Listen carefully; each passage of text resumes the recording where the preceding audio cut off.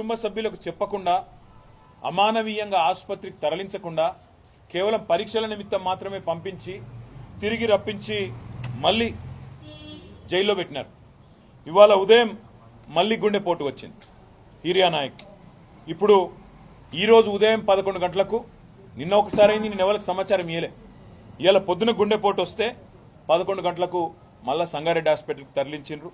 ఇప్పుడు పరిస్థితి బాగలేకపోతే ఇప్పుడు గాంధీ హాస్పిటల్కో నిమ్స్కో తరలించాలని ఇప్పుడు నిర్ణయం తీసుకున్నారు. హీరియా నాయక్ గారితో పాటు రాఘవేంద్ర అనే మరో సోదరుడు, బసప్ప అనే మరో సోదరుడు, వాళ్ళిద్దరికి కూడా ఆరోగ్యపరమైన సమస్యలు ఉన్నాయి. మా నాయకుడు పట్నం నరేందర్ రెడ్డి గారికి ఇన్ఫెక్షన్స్ ఉన్నాయి, యాంటీబయాటిక్స్ కూడా వాడుతున్నారు.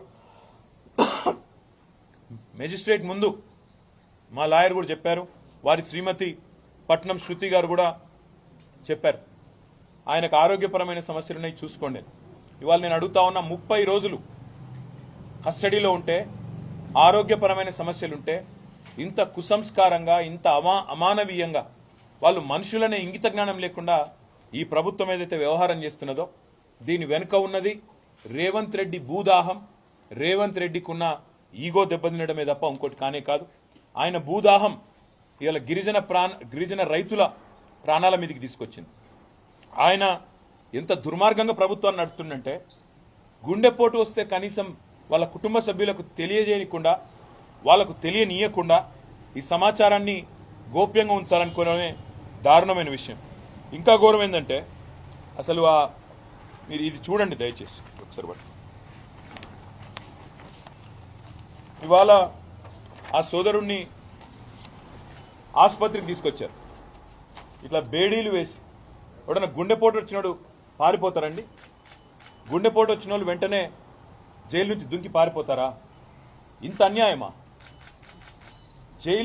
జైలు నుంచి గుండెపోటు వచ్చిందని చెప్తే బేడీలు వేసి ఇది పట్టుకోమా, ఇంత అన్యాయంగా, ఇంత అమానవీయంగా, ఇంత సంస్కారహీనంగా, ఇంత చండాలమైన ప్రవర్తన ఈ ప్రభుత్వానికి ఉంది. స్ట్రెచర్ మీద తీసుకురావాల్సిన మనిషిని, అంబులెన్స్లో తీసుకురావాల్సిన మనిషిని ఇవాళ ఒక పోలీస్ బండ్లో తీసుకురావడమే కాకుండా ఇంకా నికృష్టంగా ఈ రకమైన ప్రవర్తన ఏదైతే వీళ్ళు చేస్తా ఉన్నారో ఇది క్షమార్హం కానే కాదు.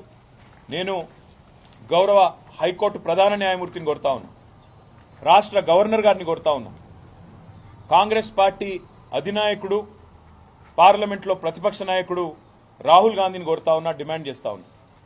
రాహుల్ గాంధీ గారు, మీకు కనీసంగా మానవత్వం అనేది ఉంటే, మీకు కనీసం గుండె ఉంటే, హృదయం అనేది ఉంటే వెంటనే ప్రభుత్వానికి ఆదేశం ఇవ్వండి, మీ ముఖ్యమంత్రిని మందలించండి. ఆయనేమో జైపూర్లో విందులు వినోదాల్లో అక్కడ హ్యాపీగా ఉన్నాడు, విందులు వినోదాలు చేసుకుంటూ జల్సాలు చేస్తున్నాడు మీ ముఖ్యమంత్రి. ఇక్కడేమో కేవలం తమ భూమి ప్రభుత్వం డిమాండ్ చేసిన విధంగా మేము ఇయ్యము అని చెప్పిన పాపానికి గిరిజన రైతులు జైళ్లలో ఉన్నారు, ఈ రకంగా చచ్చిపోయే పరిస్థితిలో ఉన్నారు. ఇది మంచిదా? రాహుల్ గాంధీ చెప్పాలని కోరుతా ఉన్నా.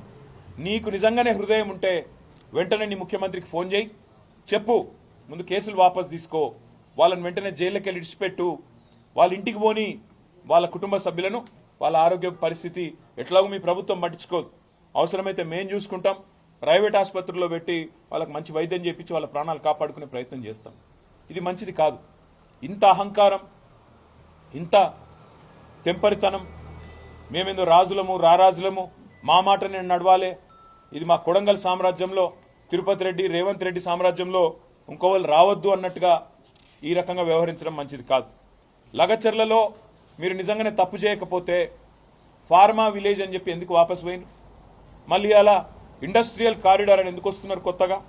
అదేవిధంగా నేను ఇంకొకటి మా మీడియా మిత్రులను కూడా అడుగుతా ఉన్నా, రాజ్యాంగంలోని ఆర్టికల్ 14, 19, 21 ఈ 3 ఆర్టికల్స్ ప్రకారం, రాజ్యాంగం ప్రకారం, భారత రాజ్యాంగం ప్రకారం ఒక అస్వస్థతగా ఇబ్బందుల్లో ఉన్న వ్యక్తికి బేడీలు వేయడం అంటే వారి హక్కులను హరించడమే. బిఎన్ఎస్ఎస్ అనే కొత్త చట్టం వచ్చింది. ఆ కొత్త చట్టం ప్రకారం కేవలం తీవ్రవాదులకు మాత్రమే, క్రూరమైన నేరస్తులకు మాత్రమే బేడీలు వేయాలన్న నిబంధనలు ఉన్నాయి తప్ప ఇవాళ రైతు బిడ్డలకు, రైతులకు, గిరిజన రైతులకు బేడీలేసిన ఒక అహంకార దుర్మార్గ ముఖ్యమంత్రి రేవంత్ రెడ్డి వైఖరిని ఇవాళ మనందరం కూడా ముక్త కంఠంతో ఖండించాల్సిన అవసరం ఉంది. పోలీస్ మాన్యువల్స్ ప్రకారం, జైలు మాన్యువల్ ప్రకారం కూడా అండర్ ట్రయల్ ఖైదీలను ట్రీట్ చేయాల్సిన విషయంలో ఉన్న అన్ని చట్టాలను కూడా తుంగలో దొక్కుతా ఉన్నారు. దీన్ని కూడా రాష్ట్ర ప్రధాన న్యాయమూర్తి గారు దయచేసి పరిగణలోకి తీసుకోవాలని వారికి నా విజ్ఞప్తి. అదేవిధంగా ఇవాళ వాళ్ళు చేసిన నేరమెల్లా ఒక్కటే. గిరిజనులు కావడమే వాళ్ళు చేసిన నేరం, చిన్న రైతులు కావడమే వాళ్ళు చేసిన నేరం. ఆయనకు ఏ పదవి లేని తిరుపతి రెడ్డి గారేమో కొడంగల్లో 200 మంది ప్రైవేట్ సైన్యంలాగా పోలీసులను పెట్టుకుని ఊరేగుతా ఉన్నాడు.